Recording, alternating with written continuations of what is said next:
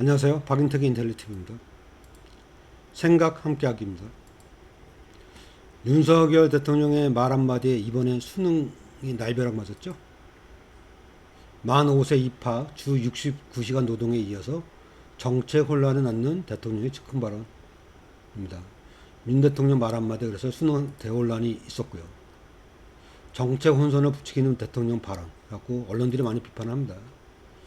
윤 대통령이 불러온 물수능 논란, 대담당 국장 경질, 뚜렷한 증거 없이 입건 카르텔. 그래서 불수능이냐 물수능이냐 시험 5개월 앞두고 수험생들 혼란을 겪고 있다는 얘기입니다. 근데 이 그 수능 대혼란을 겪고 있는데도 불구하고 윤석열 실드치기에 나섰습니다. 어디서 했겠어요? 보수 언론에서. 한경제입니다. 사교육비 26조 미래를 볼모로 잡았다. 쓸데없는 사교육비 얘기 나옵니다. 괜히 이어서. 교육개혁 포문연 윤 26조 사교육 겨눴다. 중앙일보입니다. 사교육 광풍 잡을 특단 대책 나올까. 그러니까 시흥 반원 파장이 이제 윤석열 대통령이 카르텔에서 뭐 이런 얘기 했다. 그래서 이렇게 또 실들이 칩니다. 지금 수능 앞둔 몇 개월 안 남았잖아요. 5개월밖에 안 남았는데 지금. BTS 10주년 K-팝 장르가 되다. 방탄소년단까지 가자 이런 얘기 했습니다. BTS 10년 K-팝 장르가 되다. BTS가 이제 미국 3대 음악상 수상한 기록들이에요. 빌보드 뮤직 워즈, 아메리칸 뮤직 워즈, 그래미 워즈에서도 받았었고 2017년부터 올해까지 많은 상을 수상했습니다. 이제 빌보드에도 이제 주요 기록들을 남겼죠. 핫백에 이제 50 이상 된 것들이 여러 곡 있었고, 다이너마이트는 한국 아티스트로는 처음으로 1위를 차지했고요. 그리고 라이프 고스원은 영어가 아닌 걸로는 처음으로 핫백에서 1위를 차지했습니다. 그 라이크 크레이지 지민이 한국 솔로 아티스트로는 처음 1위를 차지했거든요. 대단하죠? 어떻게 이렇게 많은 사랑을 받을까요? 10년간 이제 BTS가 나오고 음반 수출국 변화가 원래 2020년에 57개국이었는데 140개국으로 늘었다고 합니다. 그러니까 숫자로 본 BTS 최초 기록들. 유튜브 구독자 수가 7,520만 명. 콘서트 1회당 공개 효과가 1조 2천억. 빌보드 뮤직 어워드 수상 횟수가 17회. 그룹 솔로 기준 핫백의 1위 곡이 7곡. 전 세계 아미 추정치가 1억 명 팬들이 명예의 전당 오르는 기네스 월드 레코드가 23개다. 대단합니다.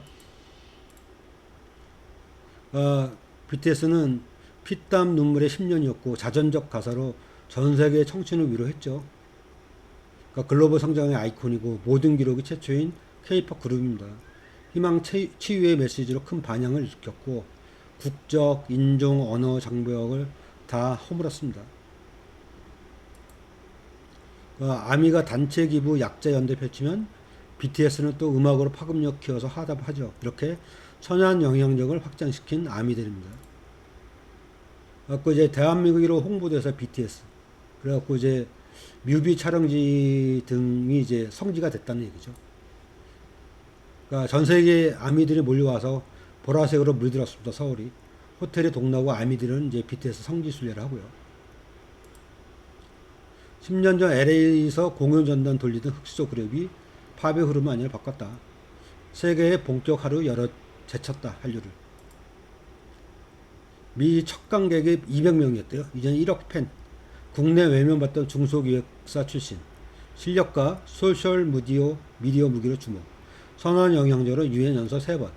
한국어, K-팝, 세계통한다 증명. 멤버들 방탄소년단까지 가보자. 이렇게 얘기한대요.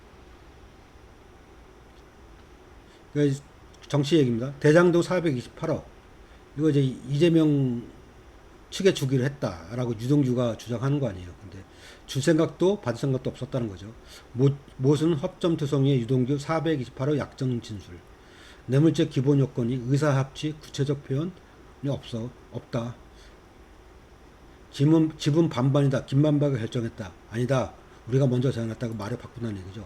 그래서 유동규 오락가락 진술을 보면 지분 절반 주기로 약속한 시점이 검찰에서는 2014년 6월에서 7월 절반씩 주기로 했다. 근데 하루 뒤에 2014년 11월에서 12월 1000억 주기로 했다. 또 10일 정도 뒤에 2015년 2월 30% 주기로 했다. 그러다 이제 법정 가서 말이 바꿉니다. 시기가 기억이 안 난다. 그리고 이제 김만배의 지분 절반 나누자 제한 관련해서 검찰에서는 김만배가 50%씩 반반 나누자고 제안했다라고 유동규가 제안했는데 진술했는데 법정에서는 2010 올해죠. 정진상에게 승낙 얻어 우리가 먼저 제안했다라고 말을 바꿉니다. 그리고 이제 김만배에게 준 수표 4억에 대해서 법정에서 정진상이 수표라고 역전내 남욱에게 줬다. 근데 이제 그 다음 달에 법정에서 남욱에게 미안해서 남욱한테 줬다. 또 그날 또 같은 날 김만배가 처음부터 남욱 주라고 준 돈이라고 말을 또 바꿨어요. 이렇게 오락가락 진술을 하면서 유동규의 그 진술이 그 신뢰성을 상당히 잃고 있죠. 일관성을 잃기 때문에 법원 판결에 많은 영향을 줄 걸로 예상이 됩니다. 그러니까 울산 선수들의 직원까지 가세한 인종차별 논란으로 시끄러웠죠. 울산 이명재 선수가 이제 SNS에 올린 거는데 거기에 그 댓글들을 한 거죠. 선수들이 울산의 이규성 동남아시아 쿼터 든든하다. 울산의 박용우 사살락 폼 미쳤다.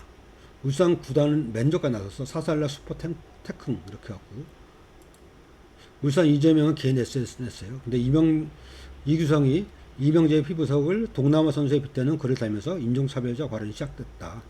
박용우는 과거 전북에서 뛰었던 태국의 축구스타 사살락을 비유했다.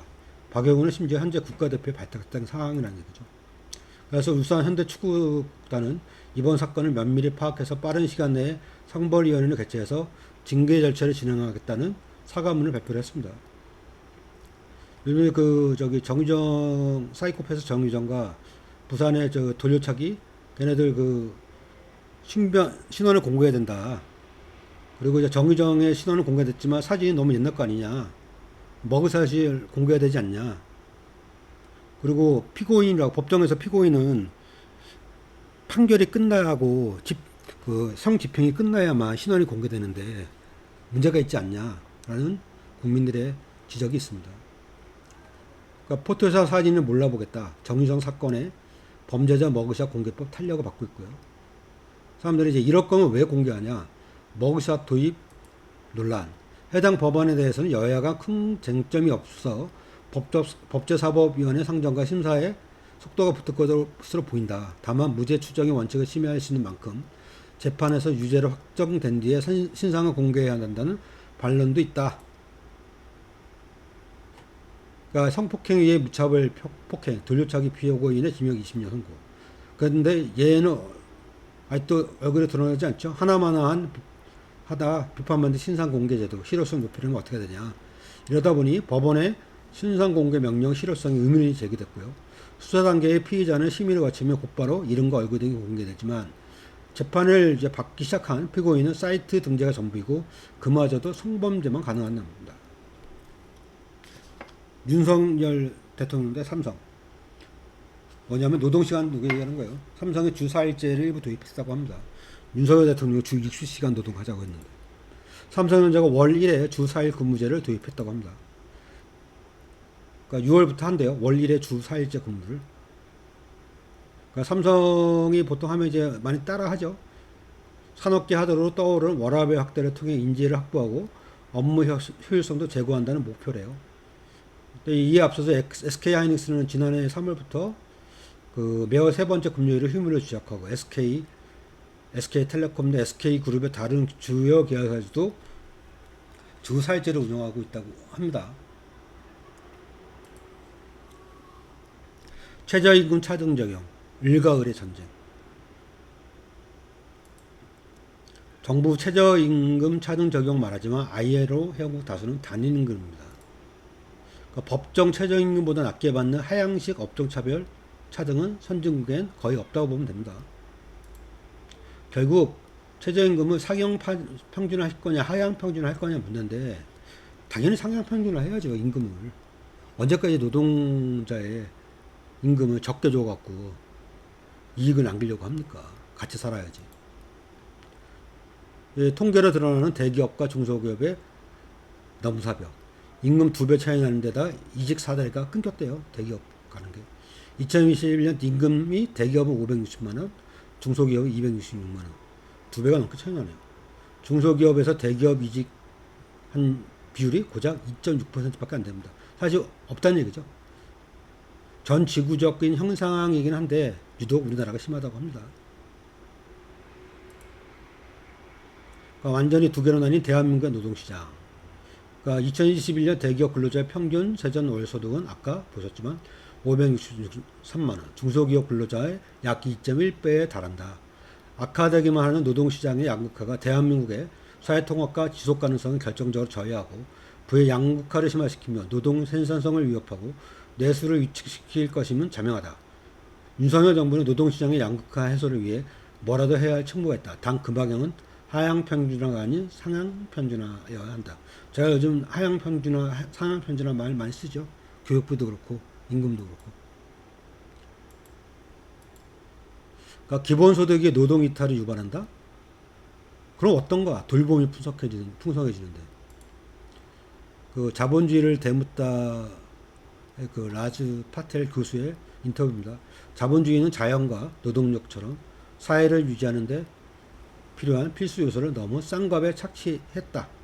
그 결과 사회를 더 이상 유지하기 어려울 정도로 황폐화시켰다. 그러니 사람들이 기본소득을 받고 노동시장에서 이탈한다면 기본소득 줘야 된다는 얘기예요. 그렇다고 노동시장에서 이탈한다면 그들은 무엇을 할까? 다른 사람을 돌보는 일에 시간을 할애할 것이다. 사회 구성원 모두가 롤스로이스 같은 사치품을 향유하는 게 아니다. 기본소득은 그저 기초생활을 영위하고 약간의 저축을 가능케 하는 수준의 수입일 뿐이다. 기본소득을 받는 사람들은 늘 그들이 꿈꿔왔던 의미 있는 일에 나서지 마약을 흡입하거나 비디오 게임에 심취하지는 않을 것이다. 기본소득이 생겼어. 여러분들도 이렇게 여유가 생겼으면 좋겠습니다. 저도 그렇고. 마땅한 경제개혁이 없이 나무에서 감 떨어지길 기다리고 있는 거 아니냐. 이재명 민주당 대표가 강력하게 윤석열 경제에 대해서 비판했습니다. 마땅한 경제개혁 없는 윤석열 정부. 윤 정부 마땅한 경제개혁은 어디에? 경제개혁은 2024년이면 경제가 회복될 것이다 라는 막연한 기대만 표출하고 있습니다. 나무에서 감 떨어지길 기다리고 있지만 아무것도 없다는 얘기죠. 한국경제에도 얘기합니다. 고용률 70% 그늘. 지난달 69.9%, 34년 만에 최고. 청년 제조업 취업자는 계속 줄고 있다. 또 이제 한국 경제가 보도합니다. 경제지는 100% 보수죠. 고용 호황이라지만 청년 취업 10만 명 주고 제조업 5개월째 뒷걸음질 친다. 50, 60대 취업자만 늘었다. 서울경제도 고령층만 늘어 속빈 강정이다. 보수경제신문도 윤석열 정치에 대해서 비판하고 나섰습니다. 그러니까 OECD 그 전망치 보면 하나, 둘, 셋, 넷, 다섯, 6번 연속으로 지금 5번 연속으로 우리나라 경제성장률 예측치를 낮추고 있죠. 유일합니다, 우리나라만. 세계 경제는 이제 내려간다고 전망했다 다시 올라간다고 전망하고 있죠. 우리나라가 제일 심각합니다.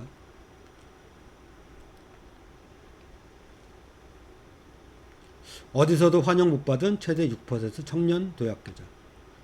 한겨레는 청년 도약계좌 기본금리 4.5%. 5년 5천만 원 만들 수 있을까? 연봉 자격과 우대 조건 충족해야 6% 금리에서 5천만 원 되는 거는 거의 쉽지 않다는 거죠. 3년 뒤부터는 또 더구나 변동금리로 전환됐기 때문에 어떻게 될지 알 수 없습니다. 월 70만 원을 납입할 수 있는 여력이 있는 사람들이 얼마나 있을까요? 그것도 변수라는 겁니다. 한국 경제는 다른 시각에서 비판한다. 은행을 압박해 만든 고금리 청년 도약 계좌다. 정부 입금에 기본금리 올리고 우대 조건 안 와. 은행들 수천억 손실 전망. 은행들 편에서 얘기하는 거죠. 한국 경제 또 금리 낮다며 은행장을 소집해 그림자가 낮다. 고객 예금으로 생색내는 정부. 환경이 정부를 비판하는 거 진짜 드문 케이스입니다.